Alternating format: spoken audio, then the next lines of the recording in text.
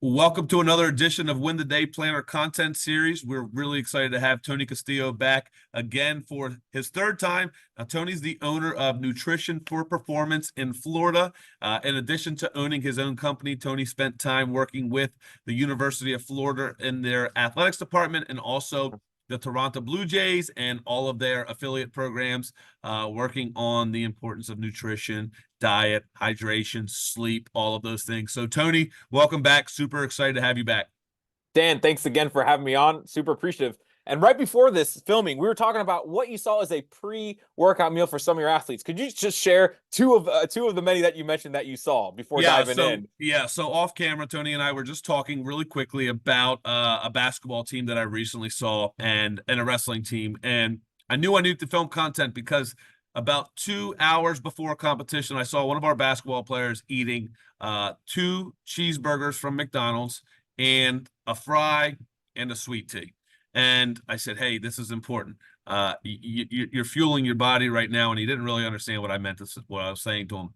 The second person was a wrestler who had just weighed in. He had been crash dieting, which means his metabolism was super slowed down. And his idea of refueling was a big burrito from Wawa with egg and salsa and beans. And he said, "It's a lot of protein, coach. What am I supposed to do?" So I knew I had to get you back on camera and talk a little bit about pre-game, pre-competition, pre-training eating, Tony. So talk to us a little bit about the importance of that and what we should be doing.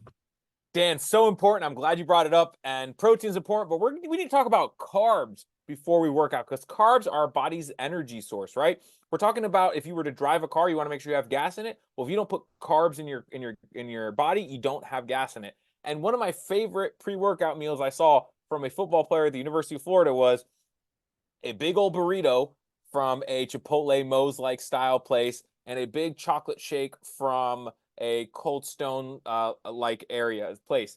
They ate that, and Dan, as soon as they went for their first pass, they threw everything up. And I state that because we think that just because we look a certain way or we're a certain position, we can eat whatever we want. But if we want to fuel for performance, this is the vital thing you need to know. So I'm sharing my screen real quick so we can see this, and I'm going to hit present so it looks a little bit neater. It's a funnel that when we have more time before we work out, which is what this person here is doing, the window gets smaller and smaller as we get closer and closer. So if you have 3 to 4 hours before a game, that's when your window is the widest, right? The funnel is the biggest, meaning you can eat almost anything you want. And here we want to have a typical performance plate. So we're going to have carbs, proteins, and fats. We talk about carbs, can be rice, potatoes, pastas, protein, chicken, steak, fish, whatever that is, and then grain or fruits or vegetables.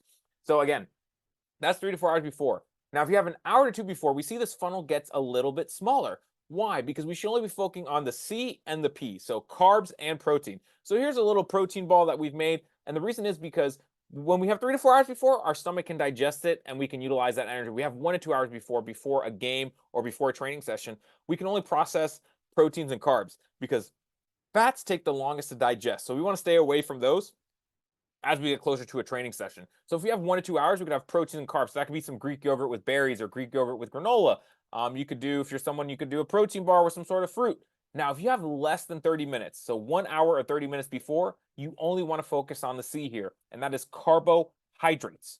Why? Why? That's where you're going to get your energy source. If you decide to eat protein or if you eat a fat source, so that double cheeseburger, which again, nothing against double cheeseburgers, especially for growing kids, you want to have that post game. You don't want to have that pregame because that's going to be very high fat, right? It's going to be protein. It's going to be very low carb, which is what we want to avoid, especially for athletes. Because remember, carbs are the energy source. So if you have anywhere between 1 hour or up to right before game time, you want to have carbs. So some of the things we did in the pros and in the collegiate sports, and what's still currently being done by sports dietitians all around is giving them carbs. So here you can have fresh fruit, you can have granola bars, you can have a slice of toast. These are some of the simplest ones, but some other things are sports drinks, right? Sports drinks not only give you the electrolytes, but they give you those fast-acting carbs, and that way it doesn't sit in your stomach and feel like you've just eaten something right beforehand. So that's gonna be the quickest, fastest energy.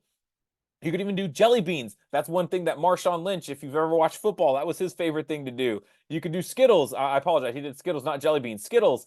You could do pretzels because then you get the salt and the carbs. So you really want to make sure that as you get closer, you want to stick to carbs. So when you're farther away from training, you can have all the fats, proteins, and carbs you want. When you have 1 to 2 hours, just protein and carbs. And finally, when you have an hour or less, just focus on carbs. And again, you never want to test this out on game day, meaning you don't want to try a new food on game day because it could sit the wrong way. Then you got some other big problems that we have talking about. So never try anything new on game day, and make sure you've tried this while you've been practicing, because once you practice with it, you know it works, and stick to what works. Tony, I love that. I think a key point there is really just the know-how to do this ahead of time, to practice as you're going to compete is so true. We used to tell our wrestlers this. We would go through a mock weigh in, refuel, find your refueling hotspot where you feel the best when you go compete. That is a really tried and true. You never want to try something new. Yeah. I love that. So Tony, thanks for coming back on the show. Thanks for helping our athletes prepare for competition, and we look forward to having you on again in the future. Thanks, Dan.